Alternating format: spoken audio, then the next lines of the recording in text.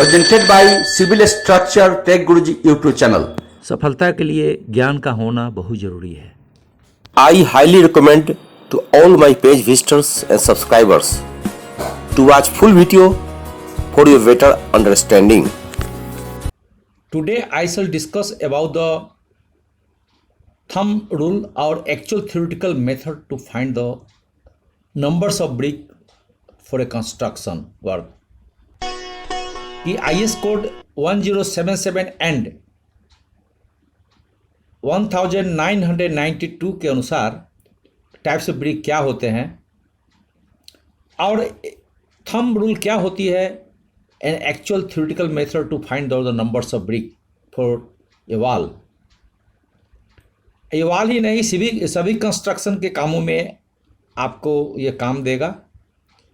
ये basically JE, AE, project engineer, quantity surveyor, construction field में जो लोग काम कर रहे हैं, CPW, PW engineers and private undertaking के इंजीनियर्स को यह काम आएगा। इस वीडियो में हमने कई जानकारियाँ दी है, तो शुरू से लेकर अंत तक आप वीडियो को जरूर वॉच करें। Let's see the classification of brick work as पर IS कोड 1077 1976। जो कॉमन जैसे कि बहुत सारे ब्रिक्स हमारे होते हैं, उसको mainly class 1, class 2 and third class brick work ऐसे हम नॉर्मल भाषा में जानते हैं, जो कि किले के द्वारा होती है। जो ओवरबर्न्ड किले होती है उसको झामा ब्रिक कहते हैं। लेकिन आपको IS कोड के अनुसार जो डेजिग्नेशन ब्रिक वर्क को दी हुई है वह आपका कंप्रेसिव स्ट्रेंथ न्यूटन पर mm स्क्वायर टेस्ट पर आधारित होती है, जो कि कंप्रेसिव स्ट्रेंथ मशीन में हम इसको टेस्ट करते हैं। If there is a 12.5 class designation S1 in this paragraph, then your compressive strength आपकी 12.5 न्यूटन पर mm स्क्वायर होगी। ये आपको क्लास 1 फर्स्ट क्लास ब्रिक की कैटेगरी में आ रही है। दूसरा है क्लास 10 डेजिग्नेशन, इसकी आपकी कंप्रेसिव स्ट्रेंथ 10 न्यूटन पर mm स्क्वायर आएगी। और third one is 7.5 class designation, इसकी जो क्रशिंग स्ट्रेंथ है ब्रिक की 7.5 न्यूटन पर mm स्क्वायर। यदि 5 है क्लास डेजिग्नेशन तो इसकी 5 न्यूटन पर mm स्क्वायर इसकी क्रशिंग स्ट्रेंथ होगी। तो आपने यहाँ पर जो पार्टिकुलर देखा, 4 तरह का आपने इसमें क्लास देखा। हम IS कोड के अनुसार इस तरह से इसको डेजिग्नेट करते हैं ब्रिक को according to their construction compressive strength test. तो जो आप 12.5 और 10 जो देख रहे हैं class designation, this is class 1 brick, और 7.5 जो आप देख रहे हैं क्लास डेजिग्नेशन, ये सेकंड क्लास ब्रिक कैटेगरी में आएगी। और जो सबसे नीचे 5 न्यूटन पर mm स्क्वायर जो देख रहे हैं क्लास डेजिग्नेशन 5, ये थर्ड क्लास ब्रिक की श्रेणी में आएगी। कैलकुलेशन ऑफ ब्रिक, जैसे आपने पहले वॉल की वॉल्यूम निकालना है स्टेप नंबर 1 में। आपने ये जो वॉल देख रहे हैं, ये आपकी लेंथ हो गई, एंड टॉप टू अगर परपेंडिकुलर जाएंगे तो ये आपकी हाइट हो गई, और ये थिकनेस दिखा रही है, this one is thickness. Okay, देखेंगे एक ब्रिक में तो लेंथ जो होगी, सबसे जो लंबा डायमेंशन है दैट इज लेंथ, और उसके सेकेंड ब्रेथ हो गई, और हाइट तो जो आप पर्टिकुलर डिस्टेंस में जो मेजर करते हैं हॉरिजॉन्टल से पर्टिकुलर डिस्टेंस में, that is the height of the brick, thickness of the brick. तो ब्रिक में आपके एक लेंथ हो गई, एक ब्रेथ हो गई, लेंथ, सेकेंड ब्रेथ, और थर्ड वन इज हाइट और थिकनेस। तो 3 तरह की आपका इसमें मिले, length, breadth, height. Okay, every brick has the 3 dimension. अब आपको सबसे पहले हम क्या करेंगे, इसका जो ब्रिक का वॉल दिखाई पड़ रहा है दिस वन, इसमें सबसे पहले हम इसका वॉल्यूम निकाल लेंगे। जब ही वॉल्यूम निकालेंगे तो क्या होगा, लेंथ, वॉल की लेंथ और वॉल की विड्थ, जो कि विड्थ दिखा रहे हैं आप, और इसकी हाइट, ये तीनों को मल्टीप्लाई कर देंगे। तो जैसे इस केस में, पर्टिकुलर केस में जो आप देख रहे हैं, ये 4 मीटर की एक वॉल है, राइट, और इसकी विड्थ जो है वॉल की, जो थिकनेस जो हम कर रहे हैं, ये है आपका 110 mm, और इसकी हाइट है जो कि आपका हॉरिजॉन्टल से परपेंडिकुलर डिस्टेंस में जो मेजर किया जाता है वो है 3 मीटर। तो नेचुरली जो वॉल्यूम निकालेंगे हम, तो 4 मल्टीप्लाइड बाई mm को हम 1000 से भाग दे देंगे, तो ये आपकी आ जाएगी मीटर में 0.110, और 3 मीटर आपका इसकी जो हाइट ऑफ द वॉल दिया हुआ है। 3 मीटर का अर्थ हो गया कि 10 फीट का अपना एक रूम होता है सीलिंग हाइट तक, फ्लोर से। तो आप समझिए एक रूम की हम वॉल निकाल रहे हैं जिसकी 4 मीटर लेंथ है, हाइट आपका 3 मीटर है, और थिकनेस जो है वो 0.11 मीटर है। तो मल्टीप्लाई करने के बाद आएगा ये 1.32 cubic metre. Now let's see, आगे हम देखेंगे, अगर साइड पर आप जाएंगे तो देखेंगे कि जो ब्रिक है, जैसे आप ब्रिक इसमें देख रहे हैं, this one is the brick, इसके ऊपर भी मोटार है 10 mm की, और इसके जो साइड में जो ज्वाइंट बनती है ये भी एक मोटार है, right, this one is motor joint 10 mm। तो इसमें क्या करेंगे हम कि जो लेंथ है उसमें भी 10 mm ऐड करना है मोटार के लिए, राइट। तो आपकी इसकी जो ब्रिक की जो लेंथ हो जाएगी 0.24 मीटर हो जाएगी आफ्टर एडिंग 10 mm। उसी तरह विड्थ की जो चौड़ाई है, ये जो विड्थ देख रहे हैं, चूंकि 110 mm का ही विड्थ है, तो विड्थ के साइड में तो आपका कोई मोटार नहीं लगा हुआ है, ना उस साइड में मोटार लगा हुआ है। अगर 10 इंची की दीवार होगी तब साइड में मोटार लगेंगे, चूंकि 5 इंची का ही दीवार है ये, तो एक सिंपल दीवार सीधे जा रही है, तो इसमें हमको साइड में मोटार की जरूरत नहीं पड़ती है, ये प्लास्टर के लिए खुला छोड़ देते हैं। तो विड्थ में हमें कोई डायमेंशन बढ़ाना नहीं है, ये जितना आपका ब्रिक का विड्थ है मेजर्ड किया हुआ है उतना ही ले लेंगे। दिस इज 110 mm, उसको हम कन्वर्ट कर देंगे 0.110 में। बट ये जो हाइट आप देखेंगे, हाइट ऑफ ब्रिक वर्क में यहाँ पर 10 mm की मोटार ज्वाइंट दिया हुआ है, उसको आप ऐड करना पड़ेगा। तो height of the brick work कितना है अपना 55 mm, उसमें 10 mm आपको ऐड करना है, तो आपकी हो गई 0.65 मीटर आपकी इसकी हाइट हो गई। तो आपका लेंथ मिला 0.24, विड्थ आपको मिला 0.110, एंड हाइट मिला इंक्लूडिंग मोटार ज्वाइंट 0.065। तो इस तरह से हम अलग अलग डायमेंशन निकाल लेंगे। अब आगे जो देखेंगे, इसकी जब मल्टीप्लाई करेंगे हम इस तीनों डायमेंशन जो मैंने अभी बोला है,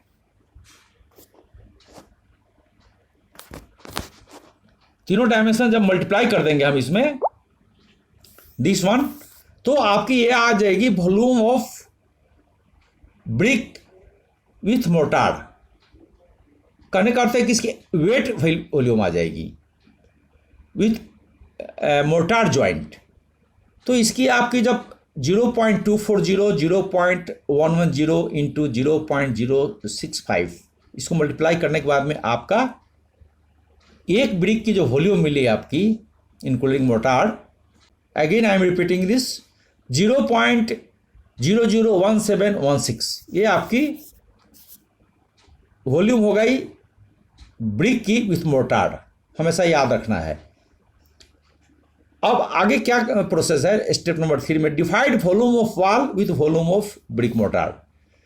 तो आपकी जो भी इंक्लूडिंग मोटार जो आपकी 1.32 वॉल्यूम आई हुई है ब्रिक वॉल की, उसको हम जो वेट वॉल्यूम ऑफ ब्रिक है विथ मोटार, उससे हम डिवाइड कर देंगे। यू सी हियर, तो हमें इसमें मिलेगा आपको 770 numbers of brick approximately. Okay, अब अगला देख लीजिए, स्टेप नंबर 4 में calculation of total volume of brick without motor, ये हम क्यों निकालना चाह रहे हैं? आपकी इस वाल में आपको कितना क्वांटिटी आपको मिला आपको मोटार के लिए, ये हम देखना चाह रहे हैं। तो इसके लिए आपको जो लेंथ ऑफ ब्रिक मिला 0.230, विड्थ मिला आपका और हाइट मिला, जो कि विदाउट मोटार जो वॉल्यूम है इसकी वो निकाल लेंगे। तो ब्रिक वर्क में जो टोटल नंबर्स ऑफ ब्रिक आपका जो आएगा वो आएगा 770 आपका इसमें लगा हुआ है वाल में। ओके, इस वाल में यदि इस वाल जो देख रहे हैं आप 4 मीटर की वाल देख रहे हैं 3 मीटर हाइट में, और जो थिकनेस देख रहे हैं 5 इंच की, इसमें अपना कितना लगा 770 ब्रिक्स लगा। तो इस ब्रिक्स का 770 ब्रिक्स का हम वॉल्यूम निकालने के लिए जो एक्चुअल जो आपका लेंथ ब्रेथ हाइट है ब्रिक की without adding the motor thickness वो निकाल लेंगे इसके वॉल्यूम, और जो 770 नंबर से ब्रिक है उससे हम यहां पर मल्टीप्लाई कर दें। यहां पर मल्टीप्लाई कर देंगे तो आपकी 770 नंबर जो ब्रिक्स है उससे हम जो dry volume of the brick है उसे मल्टीप्लाई कर देने के बाद में आपका यहां आ रहा है 1.07 क्यूबिक मीटर आ रही है आपकी 770 ब्रिक की वॉल्यूम आ रही है। ओके, अब आपको क्या करना है नेक्स्ट, जो टोटल आपने देखा था दीवार का वॉल्यूम 1.32 क्यूबिक मीटर, और जो ड्राई ब्रिक है इसमें लगा हुआ without adding any motor thickness, ये आपके आगे जैसे हमने अभी कैलकुलेट किया यहां पर दिस वन, ये आपके आगे 1.07 क्यूबिक मीटर। तो टोटल जो आपका wet volume of the brick work है 1.32 क्यूबिक मीटर, उससे अगर हम 770 जो इसमें ब्रिक लगे हुए एक्चुअल उसकी वॉल्यूम को अगर माइनस कर देते हैं तो क्या आएगी अपना 0.248 cubic metre, 0.25 cubic metre. This one is the wet volume of mortar. Okay, जिसमें आप 1:3 का है रेशियो या 1:6 का रेशियो है या 1:4 लगा रहे हैं, तो उसकी आपको कितना मोटार लगेगा उसमें 0.248 क्यूबिक मीटर मोटार आपकी इसमें लगी।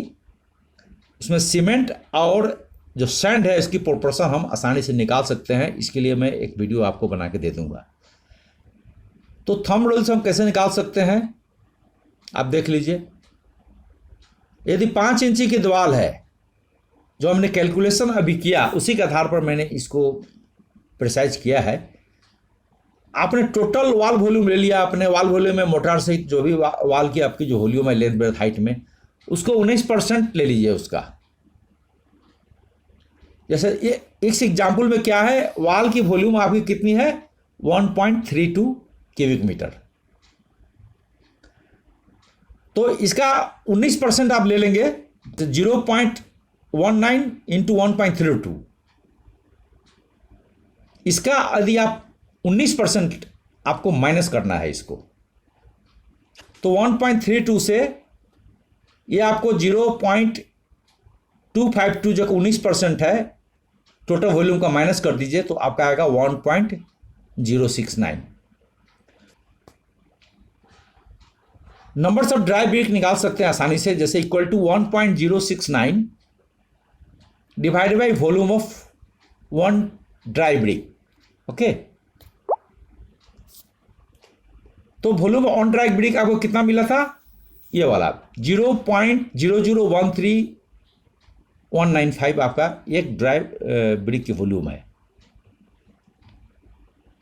राइट। तो वहां से आप यदि आप डिवाइड कर देते हैं